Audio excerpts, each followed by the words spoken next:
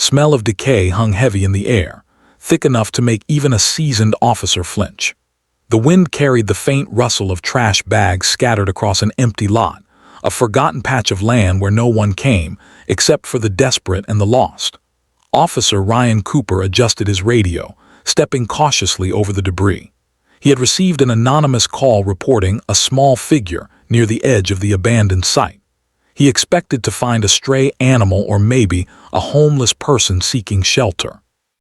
But as he moved closer, what he saw stopped him cold. A little girl, no older than 8, lying motionless on the ground beside a pile of black garbage bags, clutching a worn-out teddy bear. Her dress was torn, her skin pale, her small frame trembling even under the harsh afternoon sun. Ryan's heart dropped. For a moment he couldn't breathe. Police training told him to stay composed, to assess, to report, but the human inside him shattered first. Kneeling down beside her, he gently pressed 2 fingers to her neck, praying to feel something. A faint pulse, weak but there. Relief hit him like a wave, but so did anguish. What kind of world leaves a child like this, alone, starving in the dirt? Dove, if you believe that kindness and second chances can still change lives, please take a moment to like, comment, share, and subscribe. It truly helps us spread these real and emotional stories to more people who need hope. Dove. Ryan quickly called for medical backup, his voice trembling as he gave the coordinates. The girl stirred slightly, her cracked lips moving, whispering something he couldn't catch. He leaned closer. "Teddy hungry," she murmured, clutching the small bear tighter. Ryan felt a lump rise in his throat. That single word, hungry, broke something inside him. He looked around and saw an empty juice box beside her, half covered in dirt, and a small blanket that looked more like a rag. She had been here for days. When the ambulance arrived, Ryan rode along, unable to leave her side. The paramedics confirmed severe malnutrition and dehydration. She was barely hanging on. As the siren wailed through the streets, Ryan kept his hand on her tiny arm, whispering promises he wasn't sure he could keep. "You're safe now, sweetheart. You're safe." He didn't even know her name yet, but something inside told him this wasn't just another call, it was fate putting a test in his path. At the hospital, doctors rushed her into emergency care. Ryan waited outside, packing the hallway, hands trembling, mind spinning. He had seen plenty in his 10 years of service, crime, loss, cruelty, but never something that tore into his soul like this. When the doctor finally emerged, his face was grave but calm. "She's stable for now. Severe malnutrition, some bruises, old ones. She's been through a lot." Ryan asked if anyone had reported her missing. The answer was no. No one was looking for her. No family, no records. No one cared except him. He visited her every day after his shift. Her name, he learned, was Leela. She had been found months ago wandering with her mother, a woman struggling with addiction and homelessness. The mother had disappeared weeks earlier. No one knew if she was alive. Leela remembered little except that her mom told her to stay near the lot and that she'd come back with food. She never did. The thought haunted Ryan. Each visit, Leela grew a little stronger, a little braver. She smiled faintly when he brought her a new teddy bear, one with clean fur and a pink bow. But she always kept the old one close, as if it carried a memory too precious to let go. Ryan began to feel something he hadn't felt in years, purpose beyond duty. His wife had passed away 3 years earlier in a car accident, and since then, life had felt like a string of empty shifts and sleepless nights.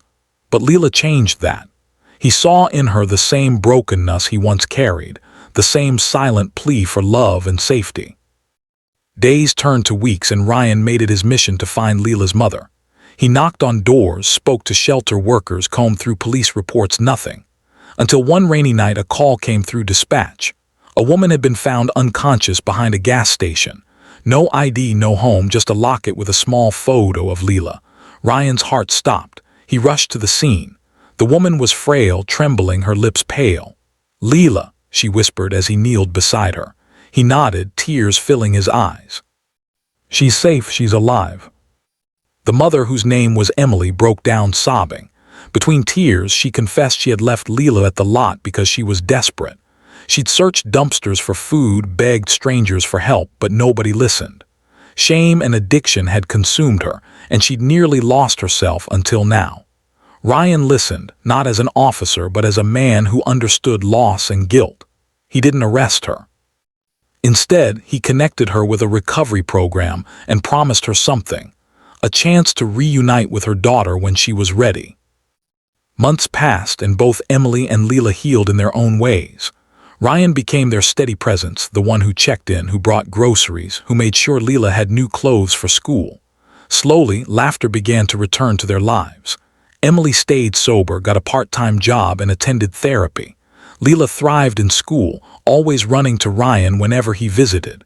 She called him Uncle Ryan, and each time she said it, his heart softened a little more. Then came the day of the school recital. Leela stood on stage, her hair neatly tied, holding her teddy bear, the same old one she refused to part with. When her turn came, she stepped forward and said softly into the microphone, "This song is for the man who found me when everyone else walked by." Her voice trembled as she began to sing. Ryan tried to hold back tears, but when Emily looked over and whispered "thank you," he couldn't. They had come full circle, from a dark, forgotten lot to a bright, hope-filled auditorium. The next morning, Ryan sat at his kitchen table, sipping coffee, staring at a photo on his fridge: Leela, Emily, and him, smiling under a sunset. He thought about how easily life could have turned differently if he hadn't answered that call, if he hadn't stopped that day. Sometimes, miracles don't come as grand gestures. They come quietly, in the form of a starving little girl holding a teddy bear among the trash, reminding you that even broken places can give birth to hope. As time went on, Ryan's story spread throughout the department. He became known not just for his bravery, but for his heart. He didn't seek recognition, but one day he received a letter written in a child's handwriting. It read, "Dear Officer Ryan, you saved my life, but you also saved my mommy's. You're my hero. Love, Leela." He folded the note carefully, tucked it in his uniform pocket, and kept it close wherever he went. But the story didn't end there. On Christmas Eve, years later, Ryan received an invitation: Leela's adoption ceremony. Emily had asked him to be her daughter's legal guardian if anything ever happened to her. It was a moment that sealed their bond forever. When the judge announced his new title, guardian, Ryan looked at Leela and smiled through tears. He finally understood that family isn't about blood. It's about showing up when no one else does. Glowing star, if this story touched your heart, please like, share, and subscribe to help spread more stories of hope, compassion, and humanity. Every small action helps us remind the world that kindness still exists. Glowing star. Before you go, speech balloon, comment below. What do you think would have happened if Officer Ryan hadn't stopped that day? Do you believe one act of kindness can truly change a life? Ryan still visits that abandoned lot sometimes. It's empty now, reclaimed by nature. But in his heart, it will always be the place where he found not just a lost girl, but a reason to believe again.